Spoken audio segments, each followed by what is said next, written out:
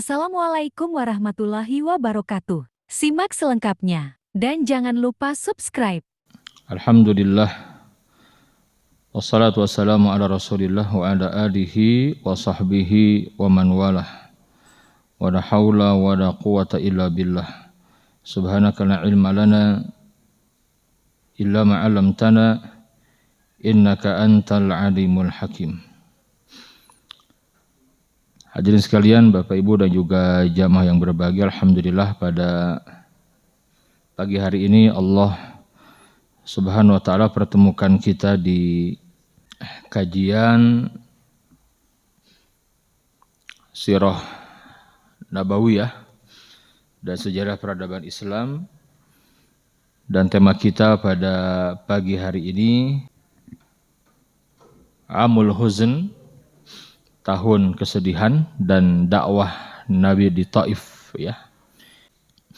Setelah peristiwa Amul Muqatta'ah, ya, itu artinya tahun pemboikotan, di mana Nabi yang mulia diboikot oleh orang-orang kafir Quraisy. Bahkan tidak hanya Nabi dan kaum muslimin, Pak, tetapi keluarga dari Bani Hashim dan Bani Muthalib. Ini kabilahnya Nabi gitu, ya, yang punya pengaruh di Mekah dan di Jazirah Arab. Nah, maka dampak dari pemboikotan itulah yang menghantarkan wafatnya dua orang yang paling berpengaruh, yang besar perannya. Yang pertama siapa? Abu Thalib. Yang kedua Khadijah. Wafatnya Abu Thalib ini memberikan dampak yang luar biasa, yang disusul kemudian oleh wafatnya Khadijah, berurutan itu, ya, selang beberapa bulan saja. Nah, ada yang menarik, ketika menjelang wafat Abu Thalib ini salah seorang paman Nabi yang mendapati kenabian Rasulullah Sallallahu Alaihi Wasallam. Bahkan beliau itu terdepan membela Rasulullah sekian lama, Pak, sampai peristiwa ini nih. Setelah peristiwa pemboikotan lalu beliau wafat. Kata Ibnu Hisham dalam sirahnya itu, beliau menyampaikan wafatnya Abu Thalib di usia 80 tahun lebih. Jadi sudah lumayan sepuh juga, ya, untuk ukuran umat beliau gitu, ya. Kan umat yang sebelumnya panjang-panjang usianya, Pak. Nah, jadi untuk umat beliau ini Nabi menyampaikan a'maru ummati ma baina sittin ila sab'in. Nah, untuk umur umat Nabi Muhammad itu antara 60 sampai 70. Jadi kalau lebih dari itu udah termasuk apa, Pak? Bonus. Ya, segitu usianya kan. Sekarang kan ada sih yang lebih dari 70, cuman nggak banyak. Nah, kembali. Ya, jadi Abu Thalib itu usianya 80 tahun lebih, udah sepuh. Kenapa meninggal dunia? Karena beliau ketika peristiwa Amul Muqatta'ah itu, peristiwa pemboikotan itu, beliau termasuk orang yang paling depan membela Nabi. Seandainya Abu Thalib tidak ikut, nggak akan diapa-apakan. Kenapa mereka menghormati Abu Thalib? Karena Abu Thalib itu tokoh dan mereka tahu, Pak, Abu Thalib tidak masuk Islam, maka dibiarkan. Iya kan? Maka nanti yang menyebabkan pembatalan, ya, pemboikotan itu Abu Thalib, yang Nabi sampaikan, wahai paman, Allah berikan wahyu kepadaku bahwa kulit yang disimpan di dalam Ka'bah yang isinya perjanjian, bukan perjanjian, kesepakatan zalim mereka itu dimakan rayap gitu loh, dimakan rayap, kecuali tulisan Bismikallahumma. Kata Abu Thalib, dia yakin benar tuh. Maka ketika si Abu Jahal dan kawan-kawannya, ya, tetap bersikukuh tidak akan memberhentikan peristiwa pemboikotan ini, kata Abu Thalib, bagaimana? Ya sudah, kita lihat saja. Ya, aku diberikan kabar oleh, ya, keponakanku bahwa yang kalian tulis di kulit itu yang isinya perjanjian, bukan perjanjian apa? Kesepakatan zalim mereka untuk memboikot muslimin, Bani Hashim dan Bani Muthalib itu dimakan rayap kecuali tulisan Bismikallahumma. Kata Abu Jahal, nggak mungkin. Ya coba aja lihat. Ayo kita lihat. Kata Abu Thalib, kalau memang terbukti dimakan rayap, hentikan. Oke, sepakat, kita hentikan. Kalau tidak, terserah kalian. Lanjutkan, berarti Muhammad itu pembohong.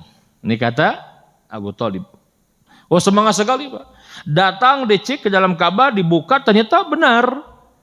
Ya, itu dimakan rayap semuanya, kecuali yang ada tulisan Bismikallahumma. Itu enggak dimakan rayap itu.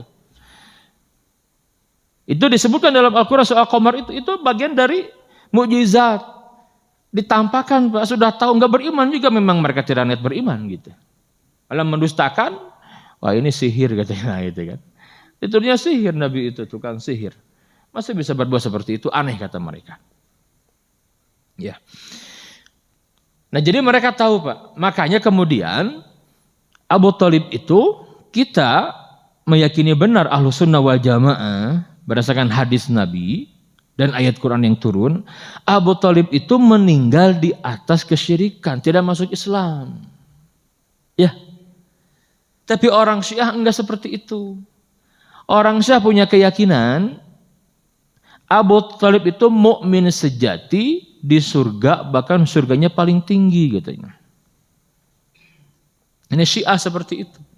Abu Bakar yang jelas dijamin surga, Umar bin Khattab dijamin surga, Utsman bin Affan bahkan istri Nabi Aisyah, Hafsah, kata mereka kafir, finnar, kan dibalik, Pak. Abu Thalib jelas sekali ayat Qur'annya kan, semua kalau kita membuka tafsir sepakat para ulama ketika menjelaskan ayat di soal Qasas itu, innaka la tahdi man ahbabta walakin Allah yahdi may yasha. Sesungguhnya ya, engkau wahai Muhammad tidak bisa memberikan hidayah. Ya. Tetapi Allah yang memberikan hidayah kepada orang yang Allah kehendaki, terserah Allah. Nabi pun tidak punya hidayah, Pak. Hanya menjadi jalan dengan berdakwah, semoga sampai hidayah Allah kepada sebanyak mungkin manusia, kan itu. Gak punya hidayah Nabi itu. Ya. Nabi bersedih. Nah, di beberapa kitab sirah disebutkan ada alasannya, Pak. Menjelang wafat Abu Thalib itu, maka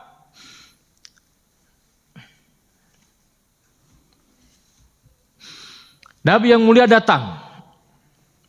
Termasuk di sana ada Abu Jahal dan Abu Umayyah. Ini orang-orang pembesar Quraisy, orang yang berpengaruh, Pak. Jadi ketika detik-detik sakaratul maut itu, di sebelah kiri ada Abu Jahal dan beberapa kawannya. Di sebelah kanan Nabi yang mulia, Pak. Ini nih detik-detik sakaratul maut. Nah, ini kita ambil pelajarannya. Betapa dahsyatnya pengaruh lingkungan kawan itu luar biasa, Pak. Nah, ketika Nabi yang mulia datang melihat paman dalam kondisi sakaratul maut, maka Nabi yang mulia menyampaikan beberapa kalimat. Saya mengutip sebagaimana disebutkan di dalam kitab Rahiqul Makhtum karangan Syekh Safiyur Rahman Al-Mubarakfuri. Bagaimana kalimatnya? Ya ammi, wahai paman, katanya. Qul la ilaha illallah kalimatan uhajju bika indallah yaumal qiyamah. Wahai paman, ucapkan kalimat la ilaha illallah, paman. Satu kalimat yang aku akan gunakan sebagai hujjah untuk membela engkau di hadapan Allah dari kiamat nanti. Itu ketika Nabi menyampaikan, mengajak beliau untuk mengucapkan kalimat la ilaha illallah, nggak berani, Pak. Di sebelah kiri ada Abu Jahal dan kawan-kawannya. Kata Abu Jahal bagaimana? Ya Aba Talib, atarghabu am millati Abdul Muttalib? Abu Talib, apa engkau akan meninggalkan ajaran nenek moyangmu karena ajakan Muhammad? Ya, kamu akan dikenang apa nanti?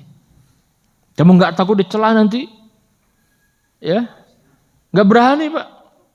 Masih dia melihat lagi sebelah kanan. Nabi yang mulia kemudian menyampaikan, ya ammi kul la ilaha illallah kalimatan uhajju laka biha indallah yaumal qiyamah. Paman, ayo ucapan paman kalimat la ilaha illallah. Yang dengan kalimat itu aku akan membela engkau nanti di hari kiamat. Di hadapan Allah. Masih nggak berani juga Pak. Perang nih. Kembali kata Abu Jahal, ya Abu Talib atarghabu an millati Abdul Muttalib. Abu Talib, jangan ikuti dia. Kamu nggak takut nanti apa yang dikenang oleh orang-orang di sekitarmu? Ya, kamu akan meninggalkan agama nenek moyangmu karena ajakan Muhammad ini? Perang terus. Sampai akhirnya ketika ruhnya dicabut, ya, dia tidak mengucapkan la ilaha illallah. Makanya iman itu Pak, qaulun bil lisan. Diucapkan dengan lisan. Wa af'alun wa i'tiqadun bil jinan wa af'alun bil arkan. Jadi iman itu ucapan dengan lisan. Yakini dengan hati dan buktikan dengan perbuatan. Itulah iman, dan iman itu yazidu bi taatillah wa yanqusu bi maksiatillah. Iman bisa bertambah karena ketaatan kepada Allah dan bisa berkurang karena kemaksiatan. Ini sesuai, betul tidak Pak? Lah kita kalau sedang taat gimana iman kita Pak? Coba perbanyaknya ketaatan. Sholat tahajud, kita jaga doanya, betul tidak? Berjamaah di masjid, sholat subuhnya, zikir paginya. Kalau Senin Kamis, saum Senin Kamis atau saum Daud, kita istiqomah tilawah, ya minimal one day one juz misalkan. Kita bersedekah, berbuat baik terus, pasti akan bahagia dan akan dekat dengan Allah dengan sendirinya, betul tidak? Nah, coba kalau kita berbuat maksiat, ya, berbuat maksiat, bagaimana Pak? Itu ada, seakan-akan ada hijab yang menghalangi kita dengan Allah, betul tidak? Terasa jauh dari Allah. Itulah keimanan. Gitu. Nah, kita meyakini benar bahwa Abu Talib itu meninggal di atas kesyirikan. Itu akidah Ahlussunnah wal Jamaah. Tetapi orang-orang Syiah tidak seperti itu. Dan yang menyedihkan Pak, buku-buku mereka sekarang dikasih pengantar sama, ya mohon maaf, Kementerian Agama gitu. Nah, ini yang menyedihkan gitu ya. Dikasih kata pengantarnya gitu. Bahkan menjadi kajian seakan-akan ilmiah. Ya, dengan menyampaikan datanya. Saya bilang bukan ilmiah itu. Kenapa? Enggak ada yang lebih kuat kecuali pernyataan Nabi, betul tidak? Hadisnya sahih Pak. Ini kadang-kadang mereka itu tidak konsisten. Sering mengutip hadis Bukhari Muslim tapi untuk menguatkan keyakinan mereka gitu, bukan mencari kebenaran, bukan. Padahal jelas sekali. Ya, ketika Nabi yang mulia ditanya, kan Nabi itu ketika Abu Talib meninggal dalam kondisi kafir, sedih tidak Nabi? Sedih Pak, manusiawi. Bayangkan, dari semenjak Nabi yang mulia ditinggal wafat oleh kakeknya Abdul Muttalib itu, yang dipercaya mengasuh Nabi, mengurus Nabi itu siapa? Abu Talib. Kenapa Pak? Kok tidak yang lain? Kenapa? Yang pertama, Abu Talib itu ya adiknya Abdullah. Siapa? Adiknya Abdullah. Ya. Adiknya Abdullah. Siapa Abdullah itu? Ayahnya Nabi, dari satu ibu. Satu ibu, satu sama gitulah. Itu Abu Talib sama dengan Abdullah. Dekatlah gitu kan. Kan Abdul Muttalib punya beberapa orang istri. Hamzah itu tidak seibu dengan Abdullah, tapi paman Nabi juga. Al-Abbas beda lagi. Tetapi Abu Talib dengan Abdullah satu ibu itu. Ada kedekatan. Makanya kemudian ketika diberikan wasiat itu oleh Abu Talib, oleh Abdullah itu Abu Talib Karena kedekatan tadi, Nabi itu ya beda lah gitu kan. Kedekatannya beda dengan Abu Thalib dibanding paman yang lain gitu. Maka dititipkan kepada Abu Thalib. Dan secara usia ya lebih sepuh gitu kan. Dibandingkan yang lain kan kayak Nabi dengan Hamzah itu kan hampir seusia Pak. Hampir sama. Beda sedikit. Dengan Al-Abbas juga tidak jauh beda. Dengan Abu Thalib itu beda gitu kan. Jadi Abdul Muthalib memberikan wasiat agar menjaga ya Nabi. Dijaga sampai usia Nabi 50 tahun. Berapa lama tuh bersama pamannya? 40 tahun lebih ya. Wajar tidak Pak? Banyak kenangan, betul tidak? Direkam oleh beliau. Itu pelajaran. Dan jangan aneh.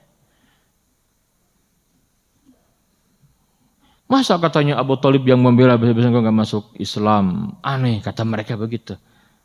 Lah, kalau mau begitu Quran memberikan banyak contoh, betul tidak? Nabi Nuh tuh istrinya nggak beriman juga. Kenapa nggak dihujat sama mereka? Betul tidak? Nabi Nuh itu kan nggak beriman istrinya Pak. Tidak hanya istrinya, bahkan anaknya sendiri. Siapa? Namanya Yam atau Kan'an. Nggak beriman. Ada lagi siapa? Nabi Lut. Nabi Lut itu juga nggak beriman siapanya? Istrinya tidak beriman, dia nggak LGBT, enggak. Tidak ada keanehan, tapi dia membiarkan dan mendukung. Hati-hati ini. Kan sekarang ada nih orang-orang yang tidak berbuat yang melegalkan LGBT kan mendukung. Dia tidak LGBT, tidak. Ada yang begitu. Tapi atas dasar HAM mereka apa? Tidak menolak. Dia bukan LGBT, tidak menolak. Ya. Bahkan membenarkan, itu sama. Ulama sepakat, istri Nabi Lut itu tidak LGBT, tetapi dia membiarkan. Nabi Nuh menolak, Nabi Lut menolak kan, bahkan mengingkari gitu. Nah, itu masuk golongan mereka, termasuk yang dibinasakan Allah kan, istri Nabi Lut, hati-hati. Nah maka Nabi yang mulia menyampaikan, aku akan memintakan ampunan kepada Allah selagi tidak ada larangan gitu. Wajar tidak Pak? Wajar. Sampai kemudian turunlah surat At-Taubah yang berisi apa? Teguran. Teguran bagaimana? Teguran agar Nabi yang mulia tidak memintakan ampunan kepada Allah bagi orang-orang yang jelas tempat kembalinya ketika matinya tidak berada di atas tauhid, tidak beriman. Itu jelas Pak. Di mana tempat kembalinya Pak? Finnari jahannam. Jelas sekali gitu loh. Ya. Nah kemudian yang menarik apa? Ada dialog Al-Abbas. Al-Abbas itu berarti siapanya Abu Thalib. Siapanya? Adiknya gitu kan. Hanya beda ibu saja. Pamannya Nabi juga kan Al-Abbas itu. Pernah bertanya, ya Rasulullah, ya Muhammad, itu pamanmu itu, Abu Thalib itu membela kamu luar biasa. Apa sih manfaatnya pembelaan kepada kamu selama ini? Hanya karena dia tidak mengucapkan kalimat la ilaha illallah. Ini jelas Pak, dalam Bukhari disebutkan. Ditolak sama orang Syiah itu. Lihat kalimat Nabi. Nabi yang mulia menyampaikan, Abu Thalib itu ya, membelaku itu bukan atas dasar iman, tapi atas dasar fanatisme kesukuan. Nah, ini atas dasar hamiyatul jahiliyah. Dan atas dasar ini wasiat dari siapa? Ayahnya Abdul Muthalib. Itu tok kata Nabi. Tapi karena pembelaanku, maka siksaan untuk Abu Thalib yang paling ringan. Paling ringan Pak. Kalimatnya al-an huwa fi dhahdahin minan nar. Dia paling ringan saja. Ya, paling ringan. Yang kalau baru masuk semata kaki hanya segitu saja tuh. Orang kan tenggelam dia hanya kayak orang banjir tuh. Kena air kan. Nah, dia tuh segitu gitu. Ketika masuk tapi mendidih ini otaknya gitu. Ya, itu paling ringan, Pak. Nabi sebutkan, ini lisan Nabi menyampaikan. Nah, kadang kita berlogika masa sih gitu. Orang yang paling berjuang bersama Nabi kok seperti itu. Nggak masuk akal. Nah, sering begitu tuh. Ya, padahal Nabi sendiri yang menjalaninya menyampaikan, ya begitulah nasib pamanku. Karena aku nggak punya hidayah, kata Nabi. Dan itu yang menyebabkan Allah memberikan ayat Quran di Al-Qasas itu, ayat 48 ya. Innaka la tahdi man ahbabta, walakin Allah yahdi may yasha. Begitu. Maka wafatlah Abu Thalib. Jadi ini pelajaran penting bahwa Abu Thalib itu membela Nabi bukan atas dasar iman, tidak. Tapi atas dasar apa, Pak? Hamiyatul jahiliyah. Ini nggak ada nilainya, Pak. Pokoknya nggak boleh, betul tidak? Kita membela habis-habisan itu harus karena Allah. Saya di sini pentingnya niat. Apa pentingnya? Niat. Ya, makanya para pejuang itu orang-orang yang berjuang, ya kalau muslim harus dia yang pertama kali apa? Karena Allah saja, betul tidak? Yang karena yang lain mungkin di dunia dapat pujian sebagai pahlawan gitu ya, tapi belum tentu di sisi Allah, Pak, betul tidak? Makanya orang-orang yang saleh, para ulama itu nggak mau di masa hidupnya dipuji, dilulukan, mungkin dia nggak jadi pahlawan, nggak mau itu. Nah, kemudian setelah meninggal Abu Thalib, maka meninggal juga Khadijah. Siapa? Khadijah, Pak. Ini Nabi berat sekali dengan wafatnya siapa? Khadijah. Kenapa?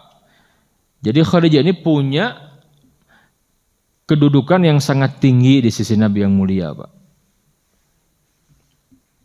Ketika wafat Khadijah, Nabi lebih terpukul lagi. Dan tidak lama jaraknya. Ya, tidak lama.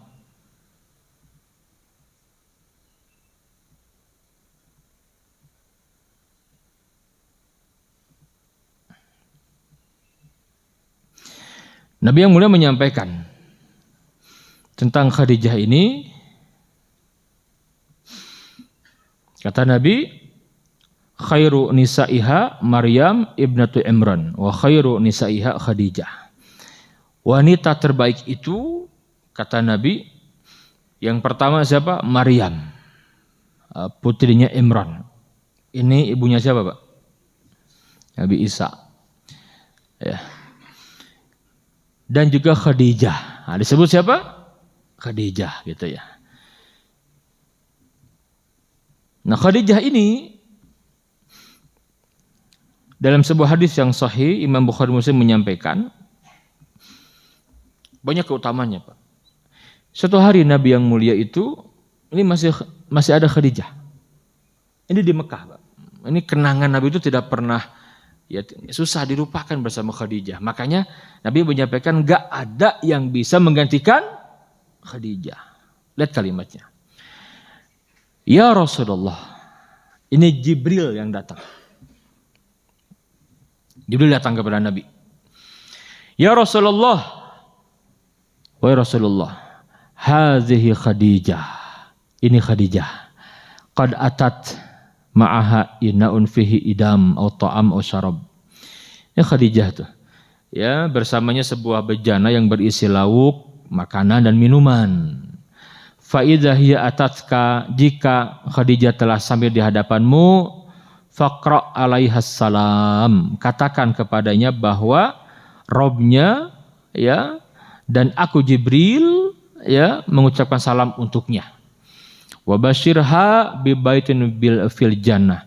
Sampaikan pula kabar gembira untuk istrimu Khadijah itu tempat kembalinya surga. Min qasobin la sakhaba fihi wala nasab. Yang nanti akan dibangunkan rumah di surga dari emas yang nyaman, tidak bising dan tidak akan merasa capek. Ini kalau di dunia, Pak, punya rumah mewah, capek nggak, Pak? Ngurusnya. Ada rumah yang besar, atau belum bikin listriknya gitu ya, belum kudu bersihan, tetap gitu kan. Di sana enggak, Pak.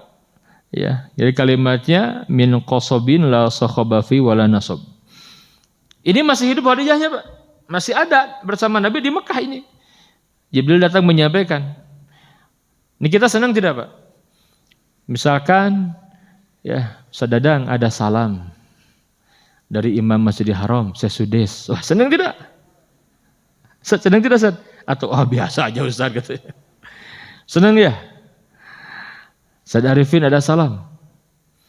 Ya, dari Imam Masjid Nabawi, Syekh Salah Budair. Wah, yang suaranya Masya Allah ya. Senang tidak, Pak? Wah, senang sekali. Ustaz serius. Coba mana buktinya? Oh, ada di WA nih. Masya Allah. Senang tidak? Senang sekali, Pak. Saja kalau diucapkan gitu senang gitu kan. Saat ada salam dari Ustaz Dadang. Wah, siap, makasih. Ya, gitu kan. Wah, senang gitu ya.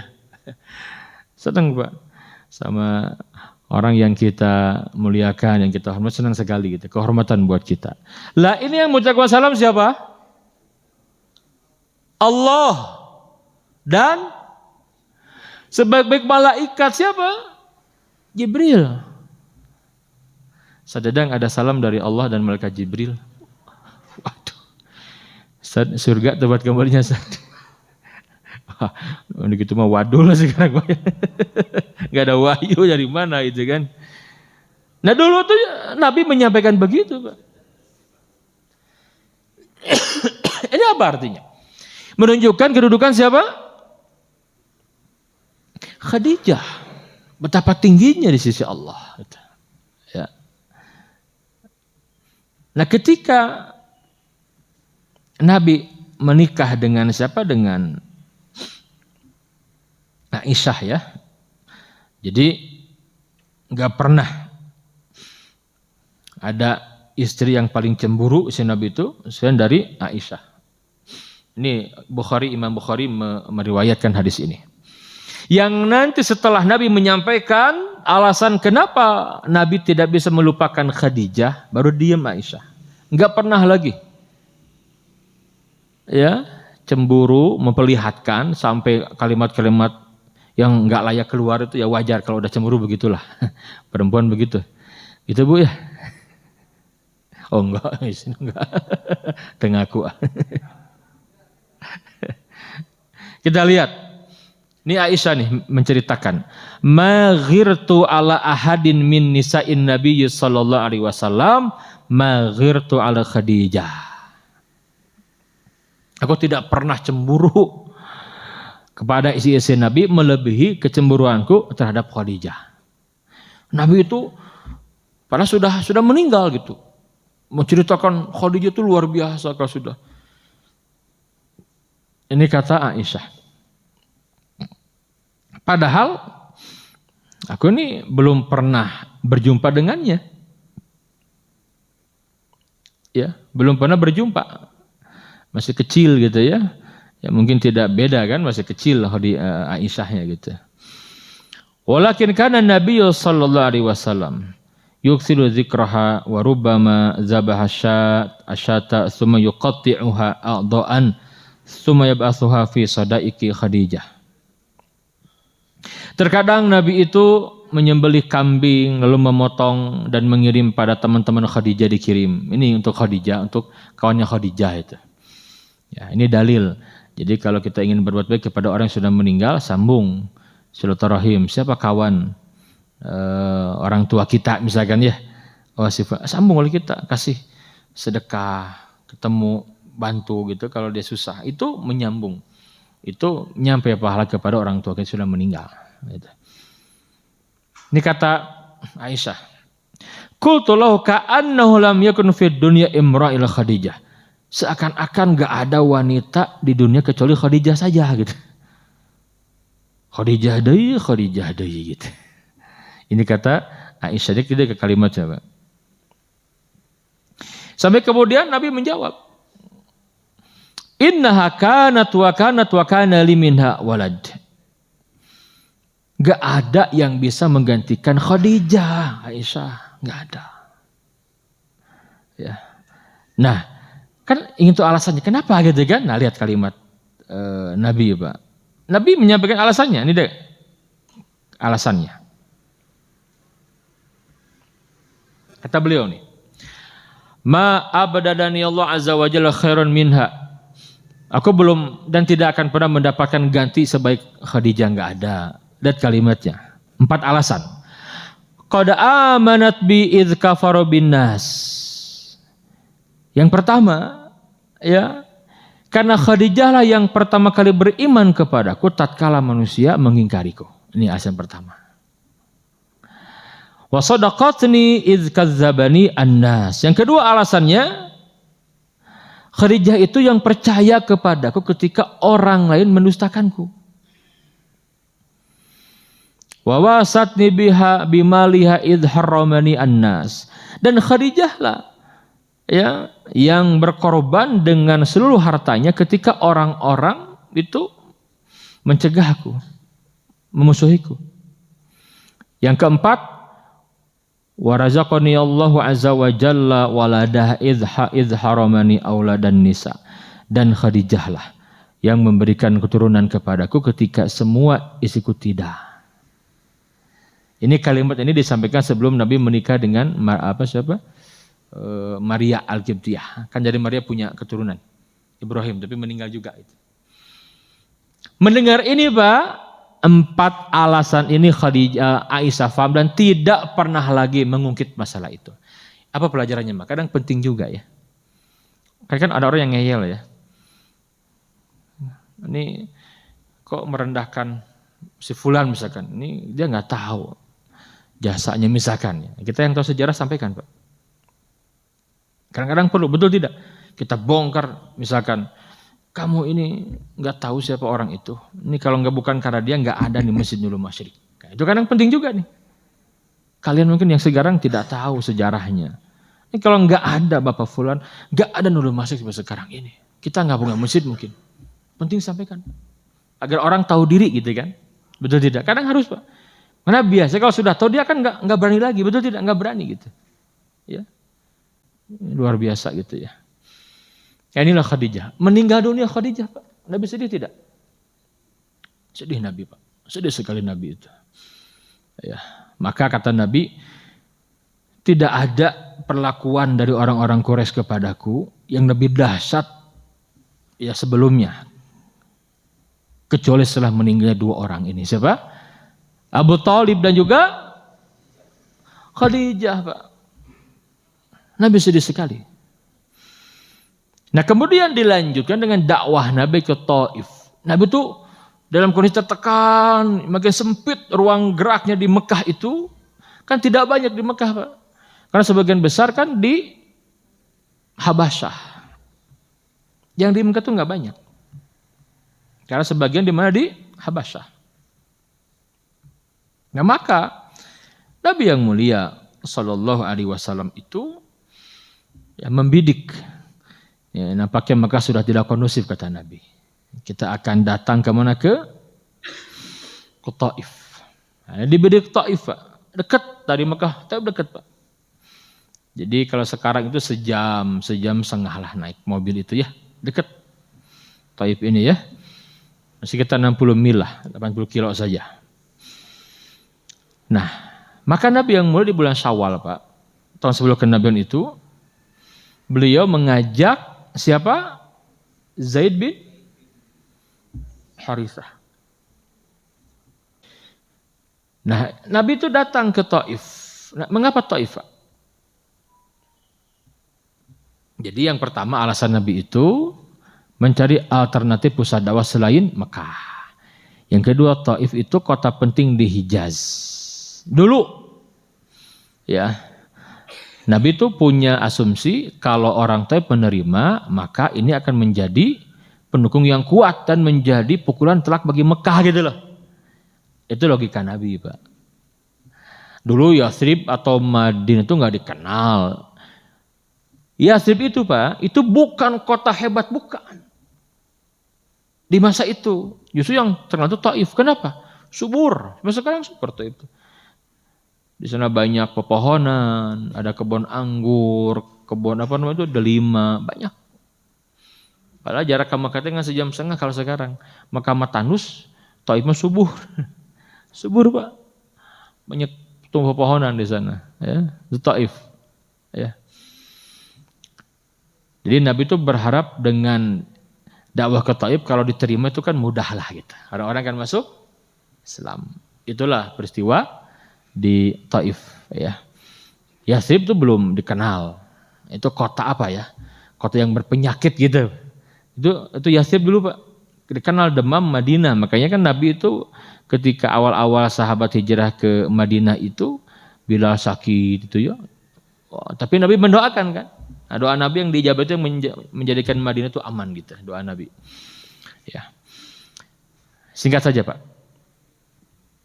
Maka Nabi yang mulia dakwah pertama itu kepada tokoh-tokoh sakib, tokoh kabilahnya. Ya. Nabi menawarkan agar Taif menjadi pusat dakwah. Tetapi orang-orang Taif pembesarnya menolak. Nabi diusir dari Taif. Sama, Nabi itu ketika ke Yathrib juga, Nabi kan juga menawarkan dakwah kepada tokoh-tokoh Yathrib.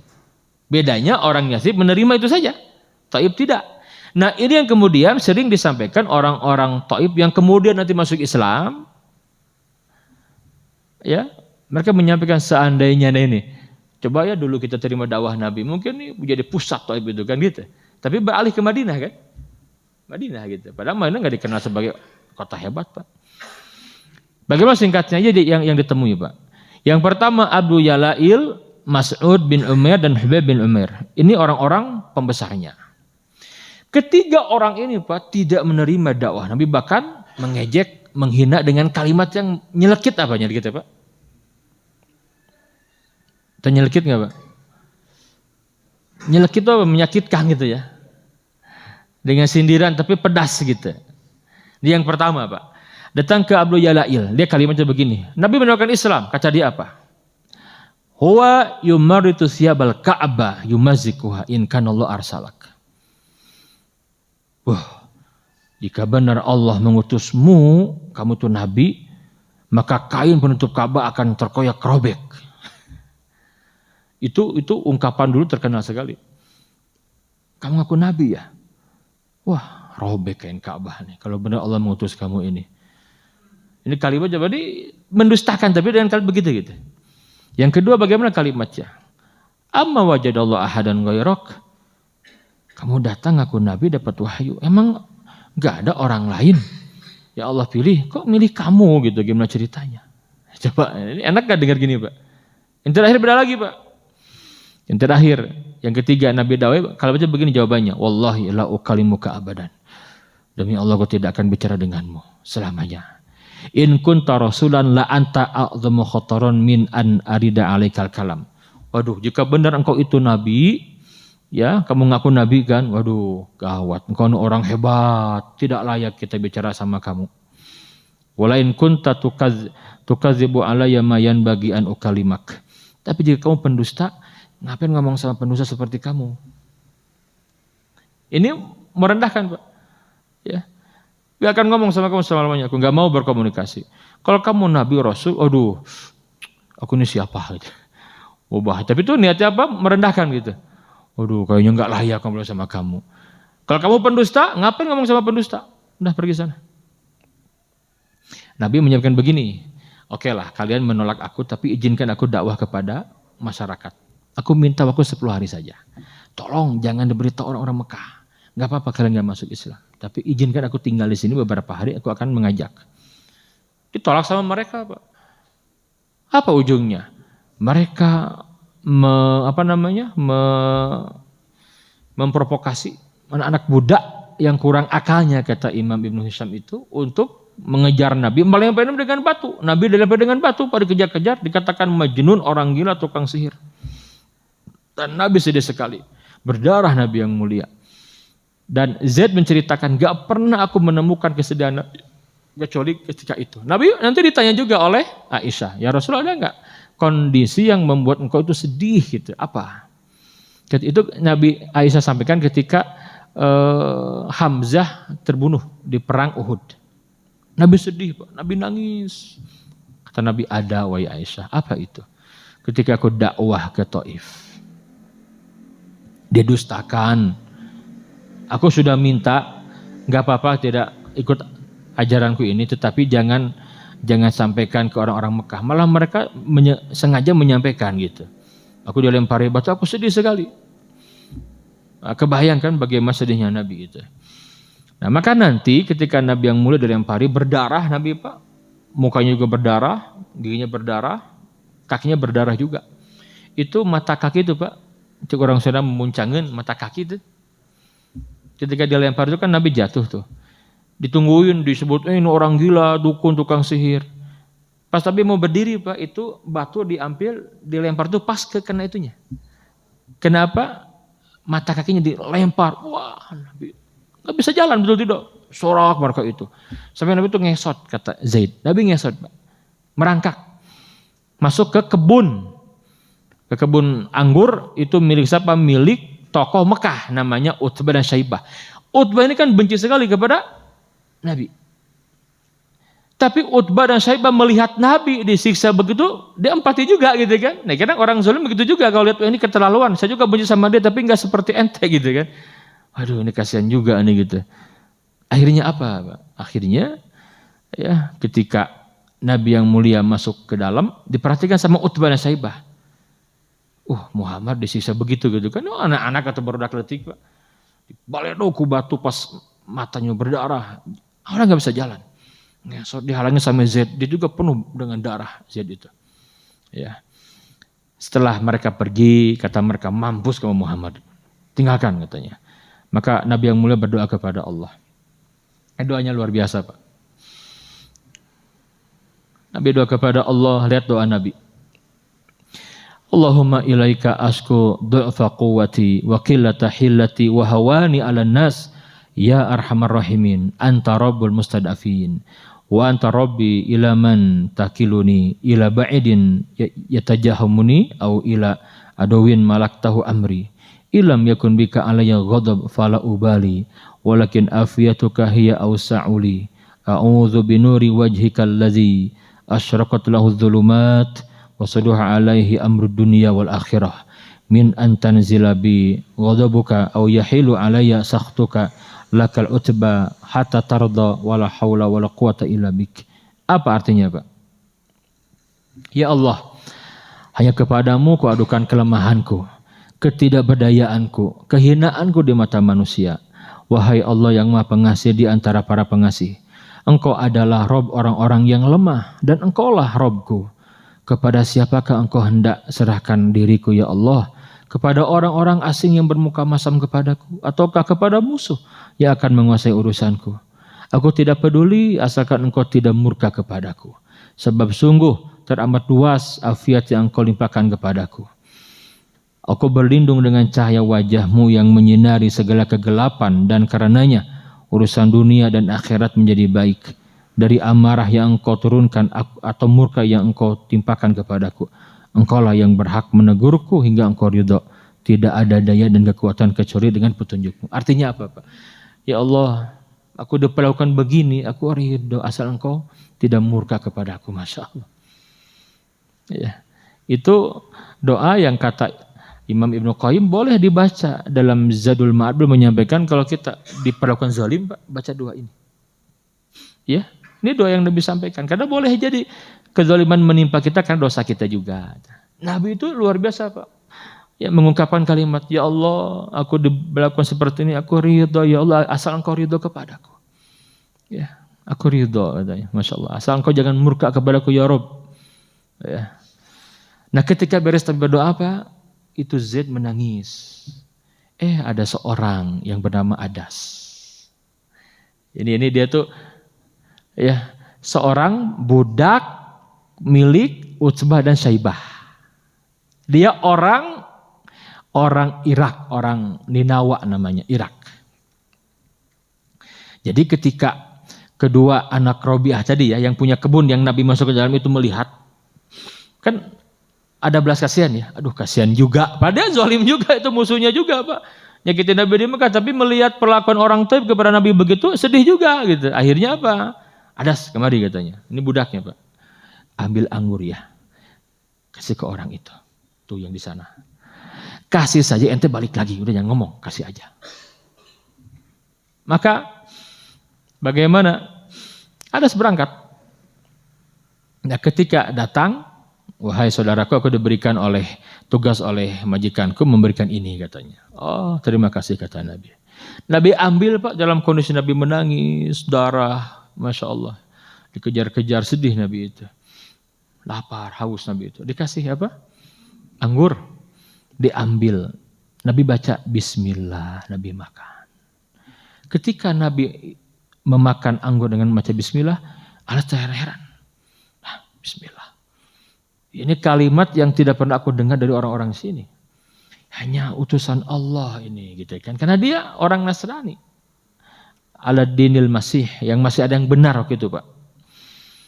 Nah, karena terheran-heran Nabi sambil ngobrol ya. Sambil makan anggur, ambil Bismillah. Nabi bertanya, min aina anta, dari mana kamu? Wa ma dinuk, apa agamamu? Sambil ngobrol gitu. Kata Adas, aku ini beragama Nasrani. Aku berasal dari Ninawa. Disebutkan Ninawa. Mendengar itu apa katanya? Ninawa kata Nabi.